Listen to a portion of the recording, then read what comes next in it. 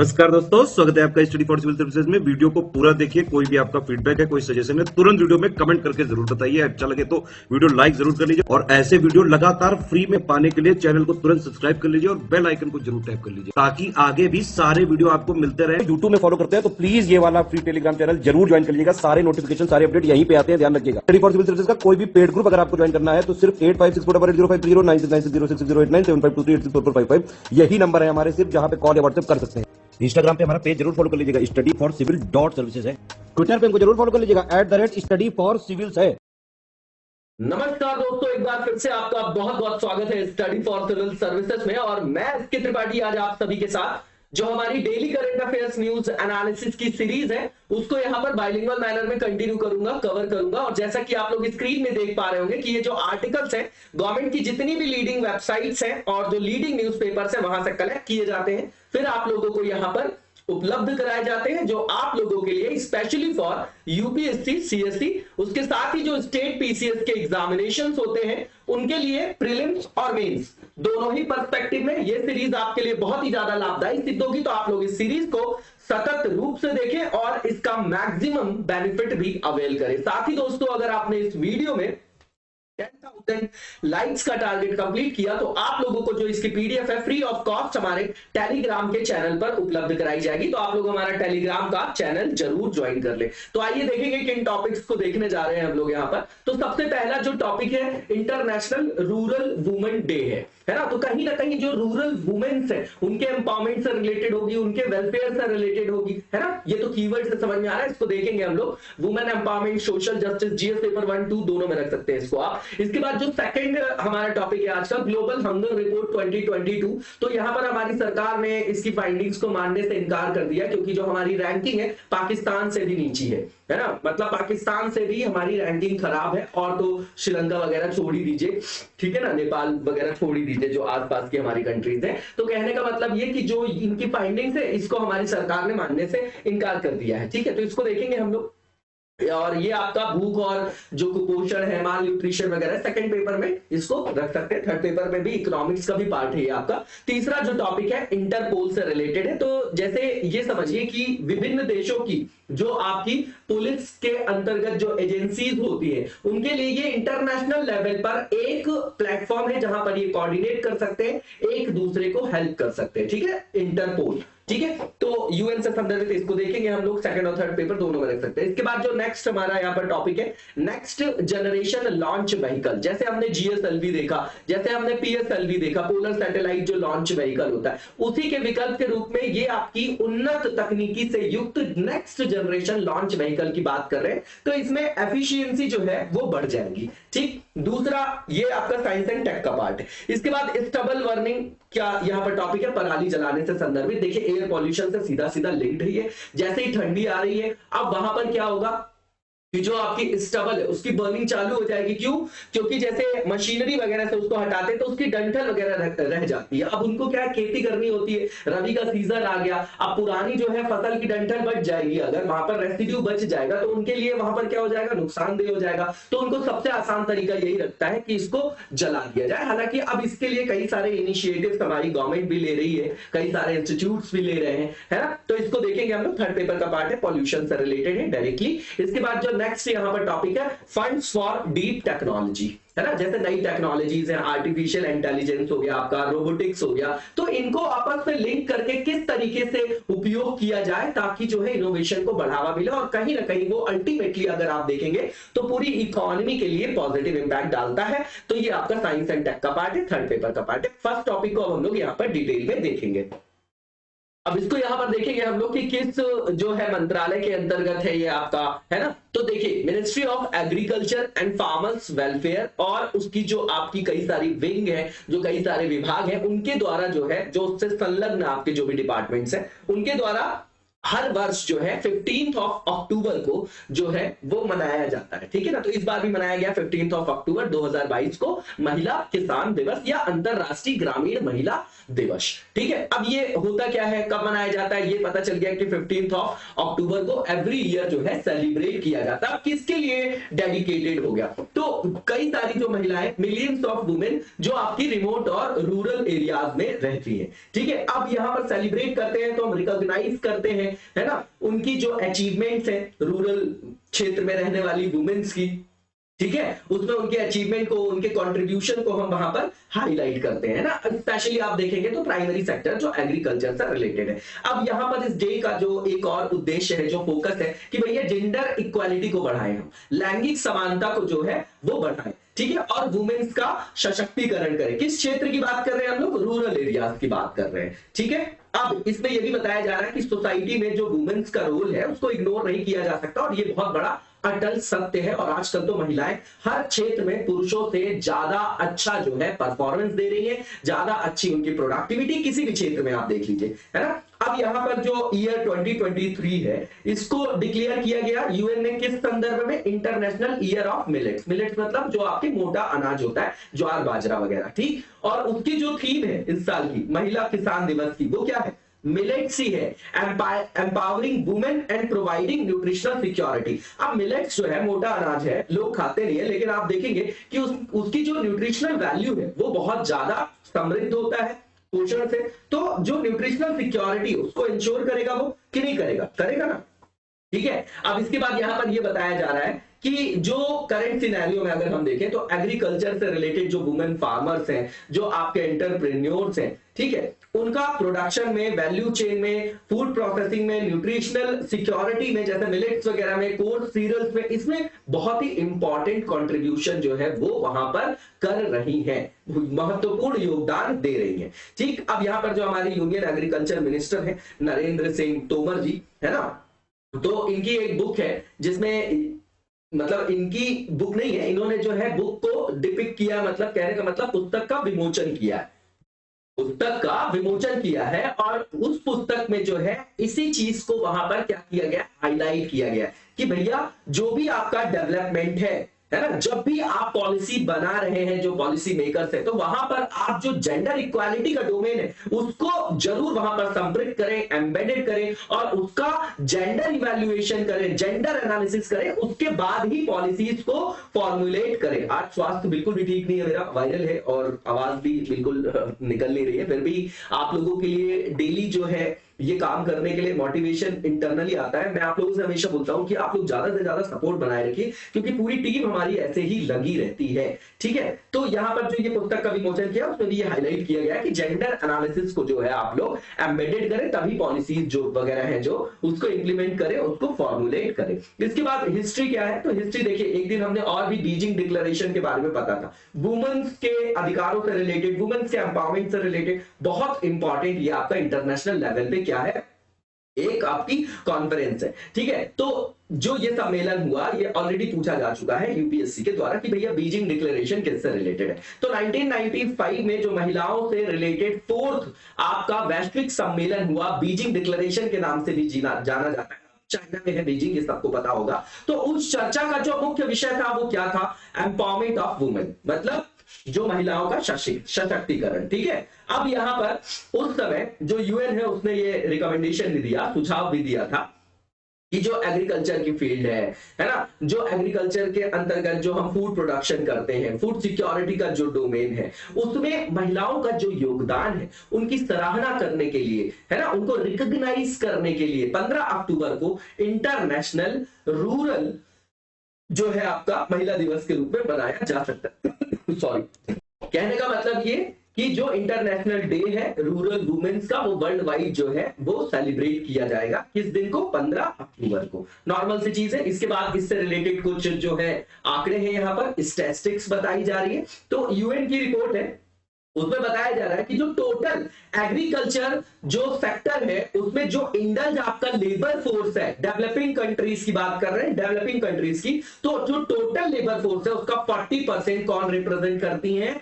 महिलाएं करती हैं। बहुत बड़ा ये आपका आंकड़ा है। इसके अलावा यहां पर ये बताया जा रहा है, देखिए हमेशा आप देखेंगे कि जो पेमेंट होती है, जो वेजेस वगैरह होती है, वुमेन्स की कम होती है विद रिस्पेक्ट टू मेन। चाहे आप बड़े बड़े क्षेत्र में देख लीजिए, बॉलीवुड में देख लीजिए, क्रिकेट में देख लीजिए, किसी भी जगह देख लीजिए, तो छोटी जगह में तो वैसा होगा ही। तो महिलाएं जो है वो अपने पुरुषों के जो उनके बिल्कुल समकक्ष है ना, अगर वो कोई कार्य कर रही है तो उनके जो समकक्ष पुरुष भी वहां पर काम कर रहे हैं उनसे जो है उनकी अर्निंग कम होती है, उनकी सैलरी कम होती है। ठीक है, तो यहां पर बोला जा रहा है कि उनको भी भैया इक्वल वेजेस, इक्वल सैलरी का प्रावधान किया जाए। और अगर ऐसा किया जाता है, अगर महिलाओं को समान अवसर प्रदान किया जाता है, तो जो एग्रीकल्चर से रिलेटेड प्रोडक्टिविटी है उसमें 2.5 से लेकर 4% तक की वहां पर क्या देखी जा सकती, ग्रोथ देखी जा सकती है।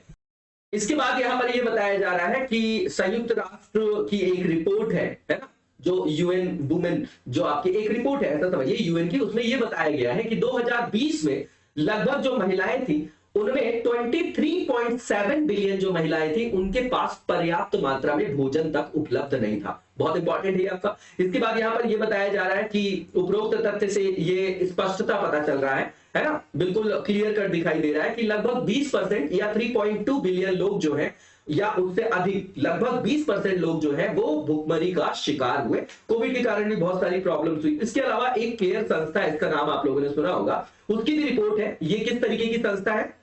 ह्यूमैनिटेरियन ऑर्गेनाइजेशन है। इसने भी रिवील किया है कि जो 2021 में एक डेटा बता रहे हैं कि पुरुषों की तुलना में जो 150 मिलियन अधिक महिलाएं हैं उनको खाद्य पदार्थों के लिए जो है इनसिक्योर माना गया है, मतलब उन्होंने फूड इनसिक्योरिटी का जो है सामना किया है। और ये डेटा बहुत खतरनाक है क्योंकि 2018 में जितनी महिलाएं फूड इनसिक्योरिटी से जो है आपकी प्रताड़ित थी या जो फूड इनसिक्योरिटी को जो फील कर रही थी, जो बियर कर रही थी, जितनी उनकी संख्या 2018 में थी उससे 8 गुना ज्यादा है, 8 टाइम्स ज्यादा है ये डेटा। ठीक है, इसके बाद जो नेक्स्ट टॉपिक है हमारा ग्लोबल हंगर रिपोर्ट है 2022 का। तो हमारी गवर्नमेंट ने जो है इसकी फाइंडिंग्स को, इसकी रिपोर्ट को रिजेक्ट कर दिया, बोल दिया भैया कि हमारी रैंकिंग तो इन्होंने बहुत कम दे दी। 121 कंट्रीज में जो हमारी रैंकिंग है, याद रखिएगा इस बार 107 है। एक तरफ हम बोल रहे हैं कि हम डेवलप्ड स्टेट बनने जा रहे हैं और एक तरफ हमारी स्थिति बहुत खराब है, हम लोग रोज चर्चा करते हैं। और इसका बहुत बड़ा जो ये यहाँ पर भूमिका है वो लीडर्स की है, उसके साथ हमारी सिविक सोसाइटी की भी है। ठीक है, तो यहाँ पर ये बताया जा रहा है कि इन्होंने जो हमारी सरकार ने इसको बोल दिया कि भैया हम तो नहीं मानेंगे इसकी फाइंडिंग्स हो।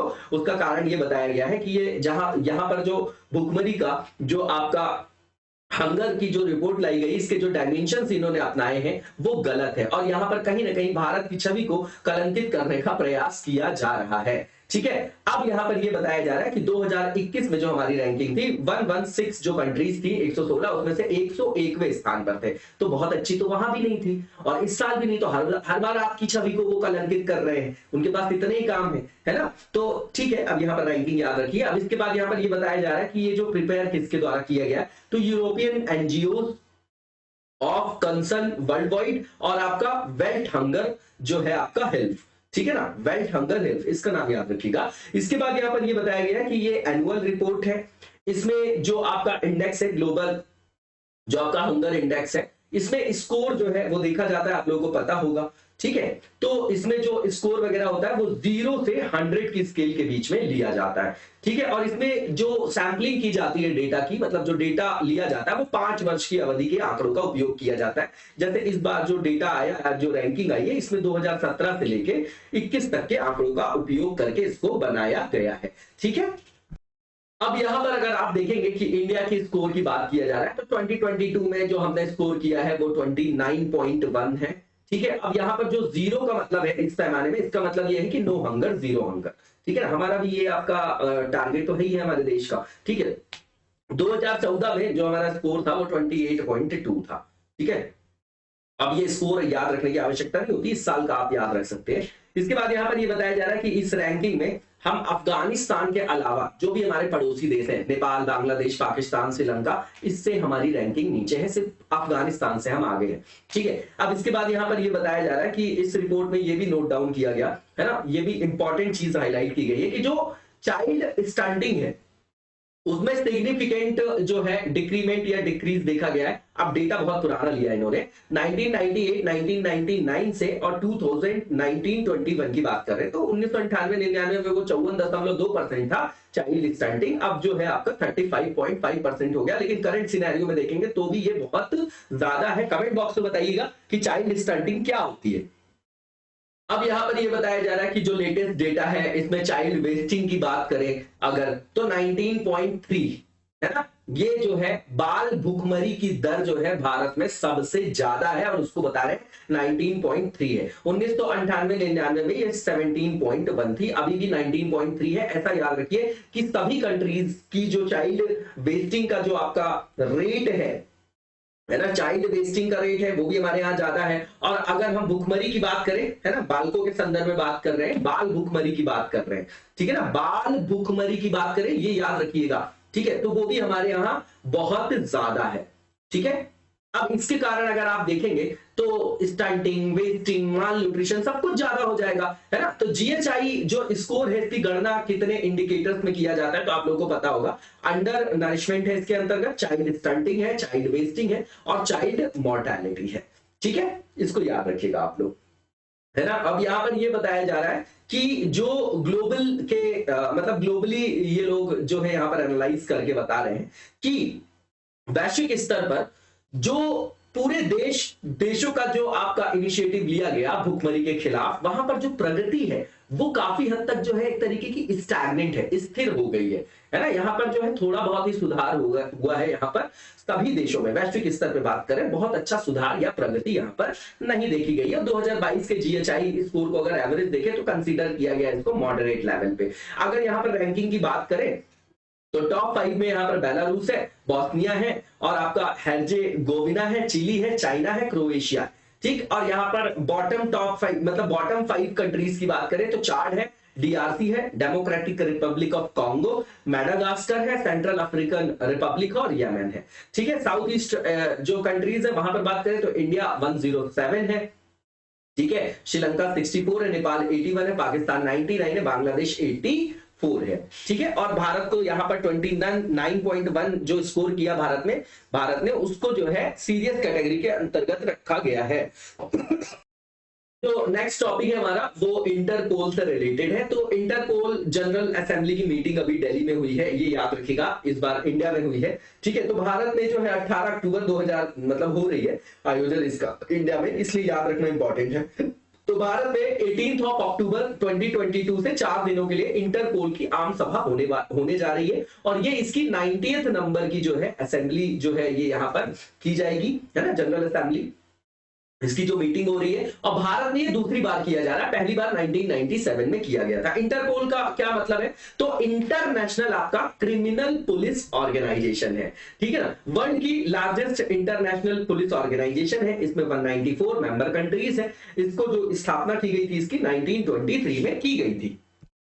अब अगर यहां पर आप देखेंगे कि ये किस तरीके का आयाम है, ये क्या है, तो मैंने पहले ही बताया आपका सिक्योर इंफॉर्मेशन शेयरिंग प्लेटफॉर्म है, जहां पर पूरे दुनिया भर की जो विभिन्न देशों की विभिन्न जो आपकी पुलिस एजेंसीज है, पुलिस संगठन है, उनके द्वारा वहां पर कोऑर्डिनेट किया जाता है, एक दूसरे को हेल्प किया जाता है, उनके द्वारा वहां पर सूचनाएं अंकित की जाती है, उसका संग्रहण किया जाता है और उसका फिर उनके द्वारा उपयोग भी किया जाता है। तो एक दूसरे से कोऑर्डिनेशन का ये आपका सूचना साझाकरण के लिए एक तरीके का प्लेटफॉर्म है। अब इससे क्या होता है, तो भैया ये आपको इनेबल करता है क्रॉस बॉर्डर पुलिस के कॉपरेशन के लिए, एक दूसरे के सपोर्ट के लिए, एक दूसरे के असिस्टेंस के लिए, है ना। इसका मिशन क्या है कि इंटरनेशनल क्राइम को जो है वो कम करना, उसके खिलाफ जो है कार्यवाही करना, उसको प्रिवेंट करना, है ना। ठीक है, अब यहां पर इसका उद्देश्य क्या है, तो सीधी बात है, इसका जो ऑब्जेक्टिव है वो फैसिलिटेट करना इंटरनेशनल पुलिस कॉपरेशन को। बिल्कुल नॉर्मल सी चीजें हैं, भले ही देशों के बीच में जो है डिप्लोमेटिक रिलेशन है या नहीं है,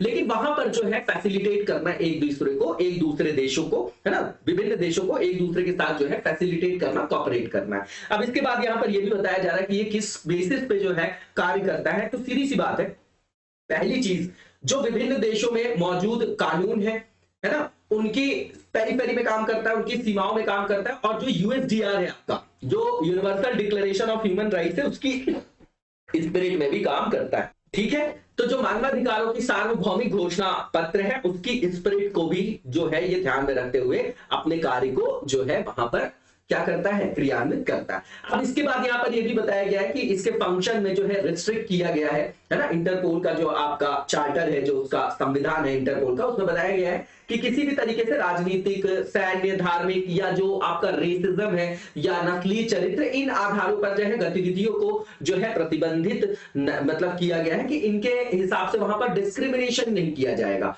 है ना। तो डिस्क्रिमिनेशन को कहीं ना कहीं उन्होंने जो है यहाँ पर कर्ब किया है। इसके बाद यहाँ पर बताया जा रहा है कि ये जो रिकॉर्ड वगैरह है उनको भी मेंटेन करते हैं ताकि फर्दर जो है फ्यूचर में उसका यूज किया जा सके। इसके बाद इसके अंतर्गत 3 इंपॉर्टेंट ऑर्गन है। पहला, इसका जो अध्यक्ष होता है चेयरपर्सन प्रेसिडेंट, इसको इलेक्ट करती है जनरल असेंबली, ठीक है, और इसका जो टेन्योर होता है 4 इयर्स का होता है। 195 जो मेंबर्स होते हैं ना, वही जो है इनको इलेक्ट करते हैं वहां पर।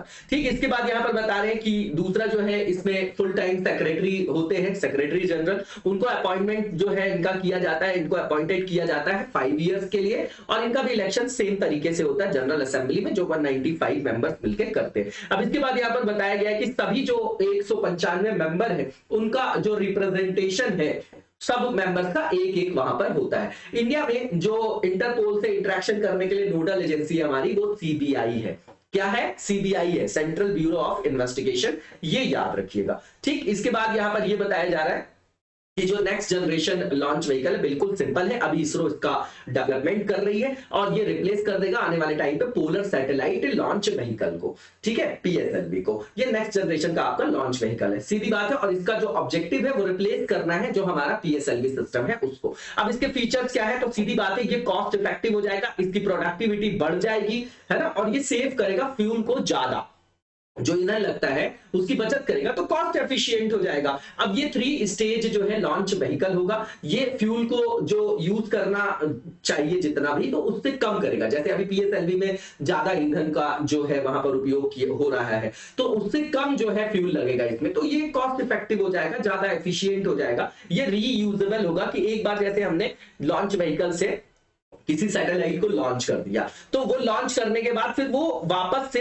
कहां पर आ जाएगा, पृथ्वी पर वापस आ जाएगा। बोला जा रहा है कि इसको प्रोबेबली जो है ओशियन वगैरह में जो है इसको रिकवर कर लिया जाएगा। ये वापस जैसे स्पेस में गया, वो लॉन्च करने के लिए सैटेलाइट को लॉन्च करके वापस जो है ओशियन वगैरह में आ जाएगा, तो उसको रीस्टोर कर लेंगे, तो उसका फिर रीयूज किया जा सकेगा। तो बार बार जैसे हमको नए नए लॉन्च व्हीकल बनाने पड़ते हैं सैटेलाइट को लॉन्च करने के लिए, तो वो भी कॉस्ट हमारी बढ़ जाएगी, तो इसकी एफिशिएंसी बढ़ जाएगी। दूसरी चीज ये कि जो हैवी आपके सैटेलाइट्स है उनको भी कैरी करके ले जाएगा। क्यों? क्योंकि इसकी जो क्षमता बताई जा रही है, ये कैरी करके ले जा सकेगा सैटेलाइट्स को, जो कि 10 टन वेट के भी आपके उपग्रह होंगे, उनको भी ले जाने में ये आपका सक्षम होगा। ये सुविधा अभी पीएसएलवी में नहीं है। ठीक, इसके अलावा यहां पर बताया जा रहा है कि जो आपका नेक्स्ट जनरेशन लॉन्च व्हीकल है, ये आपका जीव स्टेशनरी ट्रांसफर ऑर्बिट को यूज करेगा, और इसमें जो स्टेज, जैसे क्रायोजेनिक स्टेट आपको पता होगा, तो इसमें सेमी क्रायोजेनिक जो आपका प्रोपल्शन सिस्टम है उसको ये यूज करेगा, तो कहीं ना कहीं वहां पर भी ये चीपर हो जाएगा।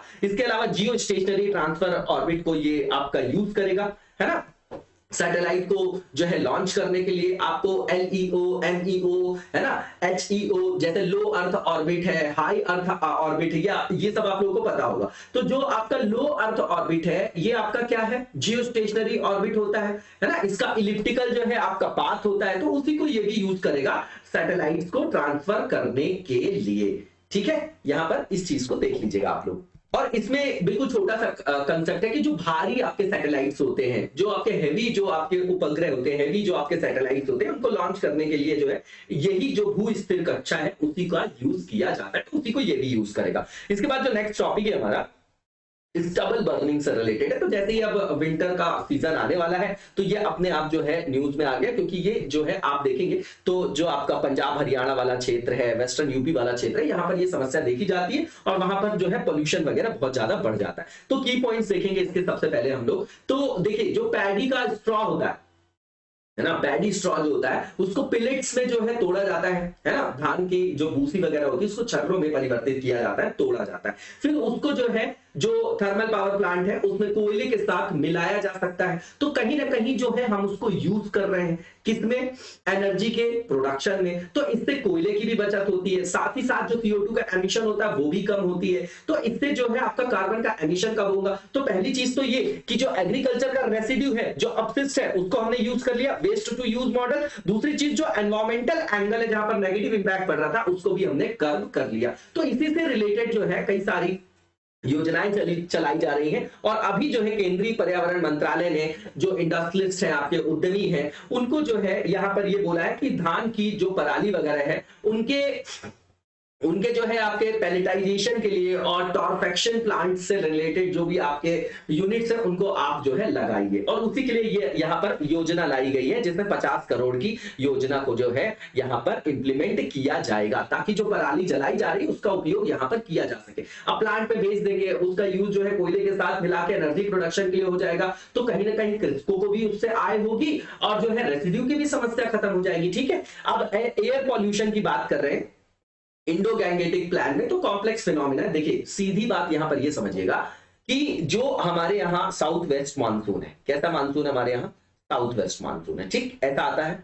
ठीक, अब लौटने वाला मानसून कैसा होगा हमारा, ऐसा होगा, बिल्कुल साउथ जैसे वेस्ट है वैसे नॉर्थ ईस्ट हो जाएगा। मतलब ये जो हवा आ रही है वो वेस्टर्न साइड से ऐसे लौट रही है ना, वेस्ट नॉर्थ हो गया आपका, और ऐसे आ रही, तभी तो लौटते हुए मानसून से तमिलनाडु वगैरह में बारिश होती है। तो आप ये समझिए कि जो ठंड का टाइम होता है इसमें एयर का मूवमेंट जो होता है वो कम होता है, ब्लॉक हो जाता है। आंधियां कब चलती है, गर्मी में, क्योंकि जो डिफरेंस होता है टेम्परेचर में, प्रेशर में, वो बहुत ज्यादा होता है। कब, गर्मी में आप देखेंगे। ठंडी में आप देखेंगे तो एटमॉस्फेयर बिल्कुल शांत होता है। जब शांत होता है तो जैसे पॉल्यूशन होता है जब, तो जो पॉल्यूटेंट्स होते हैं या जो आपके प्रदूषक होते हैं, प्रदूषक पदार्थ, वो आपके निचले एटमॉस्फेयर के परत में ही जो है उनका कंसंट्रेशन बढ़ जाता है, संकेंद्रण बढ़ जाता है। अब अगर वहां पर मूवमेंट नहीं होगा तो वो वहीं पर रह जाएंगे, तो लंबे टाइम तक स्मॉग, एयर पॉल्यूशन की समस्या ठंडी में ज्यादा देखी जाती है। यहां पर यही बताया जा रहा है कि इसमें जो है कई कारण है, इसके बहुत सारे मौसम से रिलेटेड कारण है, स्थानिक कारण है, इंडस्ट्रियलाइजेशन है,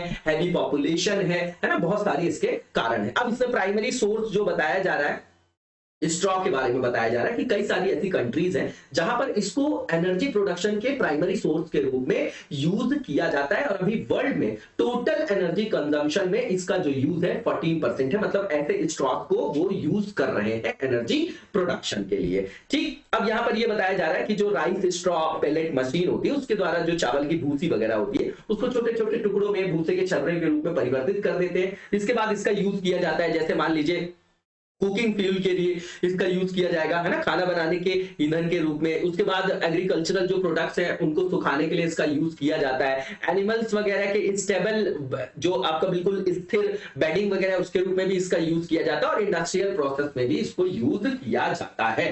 तो जो एनर्जी सिक्योरिटी है उस डोमेन में इसकी इंपॉर्टेंस है, पहली चीज। दूसरी चीज, एनवायरमेंटल एंगल देखेंगे तो वैश्विक जो तापन है उसको रोका जा सकता है, ग्लोबल वार्मिंग को कर्व करने के लिए। तीसरी चीज, एग्रीकल्चर के अंतर्गत जो फार्मर्स की इनकम को हमको बढ़ाना है उसके लिए भी ये आपका फायदेमंद है। ठीक है, अब यहां पर जो नेक्स्ट यहां पर पॉइंट बताया जा रहा है कि रीजन क्या है एयर पॉल्यूशन के इंक्रीमेंट का, तो मैंने पहले ही बताया, withdrawal of monsoon in north west India. सबसे पहली चीज ये कि जो लौट रही होती है हवाएं, ठीक, तो अब यहां जब प्रदूषण होगा तो हवा जो है अपने साथ इसको लेके और भी आएगी, तो आगे की ओर भी प्रदूषण को बढ़ाएगी। ठीक है, अब यहां पर यही बताया जा रहा है कि नेशनल जो फिजिकल लेबोरेटरी के साइंटिस्ट हैं उन्होंने एक स्टडी किया, तो उन्होंने बताया कि जो विंटर का सीजन होता है इसमें दिल्ली में 72% जो हवाएं हैं जो आपकी ऐसी नॉर्थ वेस्ट डायरेक्शन से आ रही हैं वो आपकी पराली प्रदूषण को लाती, तो बिल्कुल ठीक बात है ना। अब यहां पर यह बताया जा रहा है कि जैसे जैसे जो टेम्परेचर है वो कम होता जाता है वैसे वैसे क्या होता है कि जो एयर पॉल्यूटेंट होते हैं, जो वायु में प्रदूषकों की मात्रा होती है, उनकी जो सांद्रता होती है, कॉन्सेंट्रेशन जो होता है उनका, वो बढ़ता जाता है। मैंने पहले ही बताया आपको कि यहाँ पर एयर का मूवमेंट ब्लॉक हो जाता है। अब देखिए जब बहुत ज्यादा पॉल्यूशन हो जाता है तो बोलते हैं ना कि आर्टिफिशियल रेन करा देंगे, वो रेन कराने से होता क्या है, वहां पर एयर का मूवमेंट चालू हो जाता है। अगर वहां पर एयर का मूवमेंट चालू रहेगा ना तो वहां पर जो प्रदूषक पदार्थ है वो एक जगह नहीं रहेंगे, उनका संकेंद्रण कम होगा। आप समझ रहे हैं, वही चीज यहां पर बताया जा रहा है कि जब ठंडी हो जाती है और यहां पर जो टेम्परेचर में बहुत ज्यादा गिरावट हो जाती है तो उसके कारण जो प्रदूषक पदार्थ है वो वायुमंडल की ऊपरी परत में नहीं जाते हैं, बल्कि वो एक निचली भी परत में, जो आपका एटमॉस्फेयर का निचला जो आपका परत है, जो लेयर है, वहीं पर उनका जो है कॉन्सेंट्रेशन बढ़ जाता है। ठीक, अब इसके बाद यहां पर ये बताया जा रहा है कि जो हाई स्पीड विंड्स है ना, वो इफेक्टिव होती हैं, किस लिए? पॉल्यूटेंट्स को डिस्पर्स करने के लिए। सीधी बात है, उच्च गति वाली जो वायु होगी वो प्रदूषकों को जो है इधर उधर कर देंगी, है ना, उनका मूवमेंट होगा तो। लेकिन जो शीत ऋतु है उनमें जो है इस तरीके की जो वायु है, जो एयर है, जिनकी गति ज्यादा होगी, वो आपकी एब्सेंट होती है, वो उनकी जो है वहां पर अनुपस्थिति होती है। ठीक, अब यहां पर ये बताया जा रहा है, जो नेक्स्ट पॉइंट है कि रोल क्या है ना, फार्म फायर्स का दिल्ली के एयर पॉल्यूशन में। तो भैया सीधी बात है, खेत में लगने वाली आग होगी तो सीधी बात है कि उससे जो है एयर पॉल्यूशन होगा, है ना, नॉर्मल सी चीज है। अब ये लोग अपनाते क्यों है फार्मर्स? क्योंकि उनके पास वैसी टेक्नोलॉजी नहीं है कि भैया जैसे धान की खेती हुई तो पूरा का पूरा जो है खेत जो है वापस से जो है साफ हो जाए। वो जो मशीनरी वगैरह भी प्रोवाइड की जाती है उससे उनकी डंठल वगैरह जो है वो बच जाती है। अब उनके पास एक ही चारा, या तो वो हाथ से उस डंठल को निकाले तो बहुत ज्यादा टाइम लग जाएगा, तो रबी की बुवाई कैसे करेंगे वो लोग, रबी की जो फसल है उसको कैसे लगाएंगे? तो उनके पास सबसे इजी जो है ऑप्शन उनको यही नजर आता है, तो वो ऐसे आयामों को अपनाते हैं। ठीक है, ठीक है। अब यहां पर हमारी गवर्नमेंट ने बहुत सारे जो है यहां पर इनिशिएटिव्स लिए हैं, लेकिन अभी तक जो है उसका अप टू द मार्क जो है वहां पर रिजल्ट नहीं देखा जा रहा है।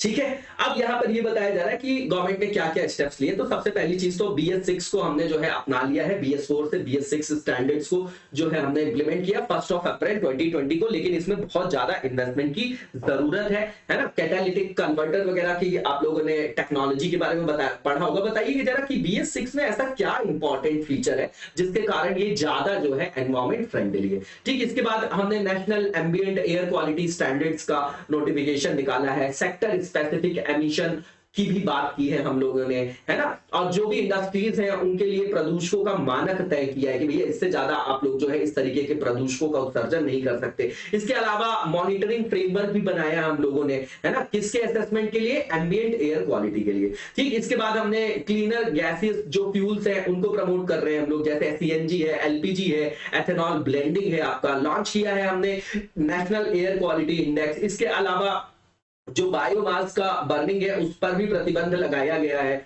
ठीक है, इसके बाद आप देखेंगे कि जो पब्लिक ट्रांसपोर्ट नेटवर्क है उसको प्रमोट कर रहे हैं, EV जो है हम उसको प्रमोट कर रहे हैं, इलेक्ट्रिक व्हीकल वगैरह को। हमने डायरेक्शंस को जो है वो निर्देश जो है उनको जो है वहां पर लागू किया है under air prevention and control of pollution act 1981। आप 74 में देखेंगे वाटर से रिलेटेड जो आपका पोल्यूशन था उसको कर्व करने के लिए एक्ट लाएंगे। फिर 1981 में एयर है, फिर 1986 में हम क्या करेंगे? अम्ब्रेला एक्ट ला देंगे, जिसको हम एनवायरमेंटल प्रोटेक्शन एक्ट 1986 के बारे में भी के नाम से भी जानते हैं। इसके बाद यहां पर यह बताया जा रहा है कि जो आपकी हाईली पॉल्यूटिंग इंडस्ट्रियल सेक्टर है ना, उनको भी जो है उनके लिए भी मॉनिटरिंग सिस्टम को हम लोगों ने सेटअप किया है। जो बहुत ज्यादा प्रदूषण फैलाने वाले 17 औद्योगिक क्षेत्र हैं उनके लिए ऑनलाइन जो है उनकी मॉनिटरिंग करने के लिए, उन पर निगरानी करने के लिए ऑनलाइन जो है उपकरणों की स्थापना किया गया है। इसके अलावा जैसे पटाखे वगैरह फोड़ने की जो बात है उस पर भी प्रतिबंध लगाया गया है ना।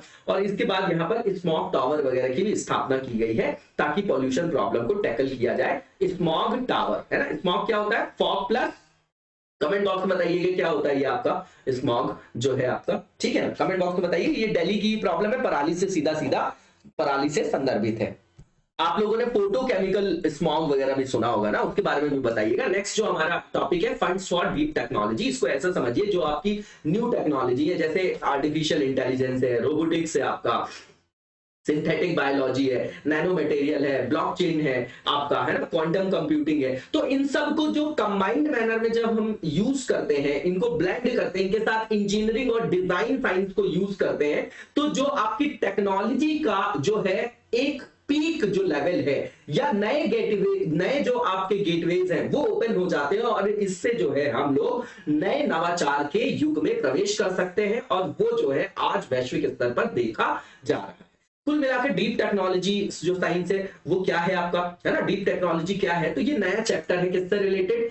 एक नया एज है आपका, किसका? इनोवेशन का, जो एक साथ किसको किसको लाएगा? साइंस, इंजीनियरिंग और डिजाइन थिंकिंग को, है ना, किसके संदर्भ में, जो नई नई जैसे टेक्नोलॉजीज हैं उनके अंतर्गत हम इंजीनियरिंग करेंगे, डिजाइन करेंगे और इनको जो है कंबाइंड मैनर में यूज करेंगे। ठीक है, अब ये जो है आपका इसका फोकस क्या है, तो सीधी बात है, जो अनरिजॉल्व्ड प्रॉब्लम्स हैं उनको सॉल्व करने के लिए इनका उपयोग किया जाएगा। और किनकी प्रॉब्लम्स, इंडस्ट्री की, ताकि जो इनोवेशन साइकिल है उसको एक्सेलरेट किया जा सके, उनको जो है वहां पर उनका संवर्धन किया जा सके। और कई सारे जो देश है दुनिया के, वो इस तरीके की टेक्नोलॉजी को यूज भी कर रहे हैं, है ना, उभरती हुई जो आपकी तकनीकी है, जैसे बायोटेक्नोलॉजी हो गई, रोबोटिक्स हो गई, आर्टिफिशियल इंटेलिजेंस, तो इन सबका यूज कर भी रही है।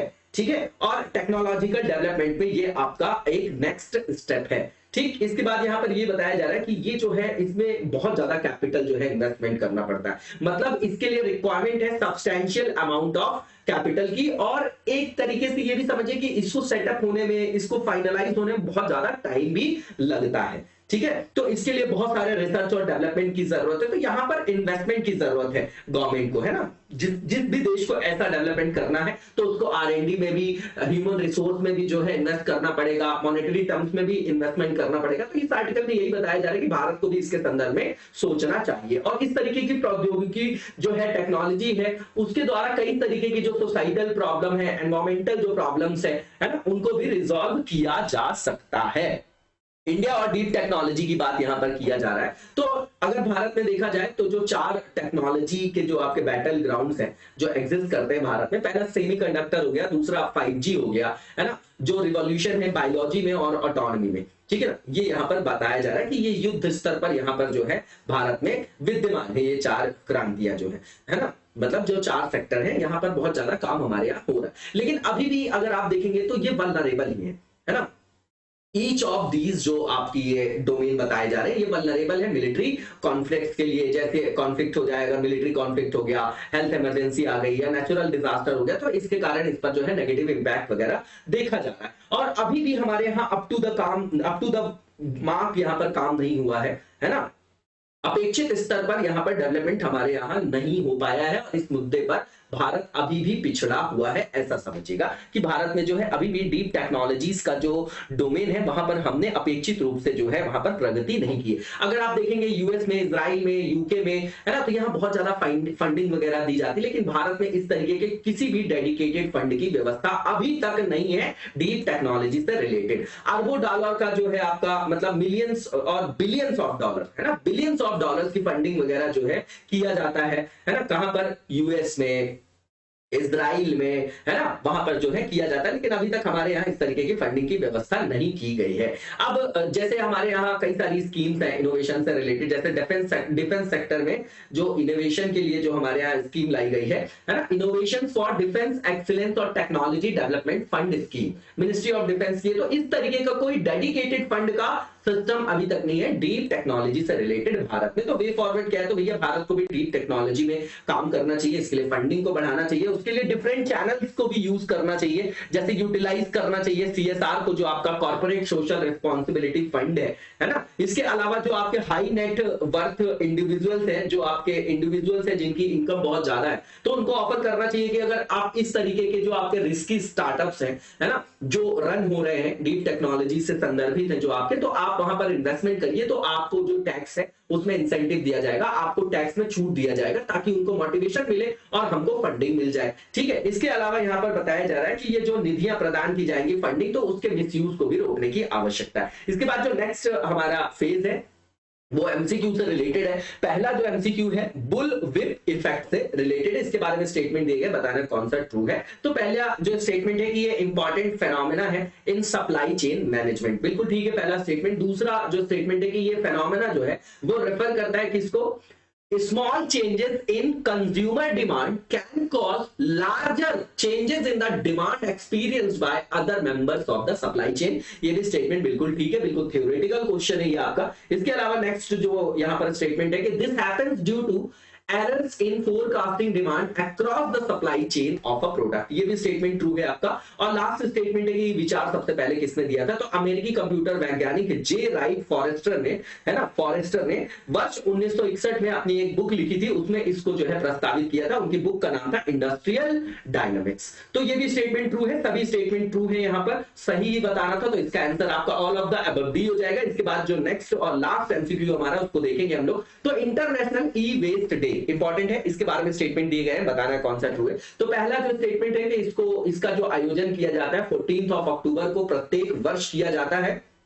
ठीक है, किस संदर्भ में किया जाता है कि भैया ई कचरे के जो प्रभाव है उन पर विचार करने के संदर्भ में किया जाता है कि उनका क्या इम्पैक्ट पड़ रहा है। ठीक है, तो पहला स्टेटमेंट बिल्कुल ट्रू है। दूसरा ये कि इसका स्लोगन क्या है इस बार का, तो recycle it all know matter how small, बिल्कुल ठीक बात है ना। दूसरा स्टेटमेंट भी ट्रू है। तीसरा ये कि इसको स्टार्ट किया गया था by waste electrical and electronic equipment forum since 2018, बिल्कुल ठीक है तीसरा स्टेटमेंट भी। लास्ट स्टेटमेंट जो है कि इसका प्राइमरी फोकस कहां पर है, प्राथमिक उद्देश्य कहां पर है ना, इस ईयर का। The focus of this year, इस ईयर के फोकस की बात कर रहे हैं, is hoarding of small unused dead और broken plug in and battery operated products. तो चारों के चारों स्टेटमेंट बिल्कुल ठीक है, सही बताना था, तो इसका आंसर आपका all of the above sea हो जाएगा। इसी के साथ आज के वीडियो को यहीं पर विराम देंगे, नेक्स्ट वीडियो में कंटिन्यू करेंगे। तब तक लगातार जबरदस्त तरीके से पढ़ते रहिए और आगे बढ़ते रहिए। साथ ही दोस्तों अपना साथ बनाए रखिए, ज्यादा से ज्यादा सपोर्ट करिए, लाइक और शेयर करिए और अपना कमेंट जरूर किया करिए। Thank you so much, best of luck.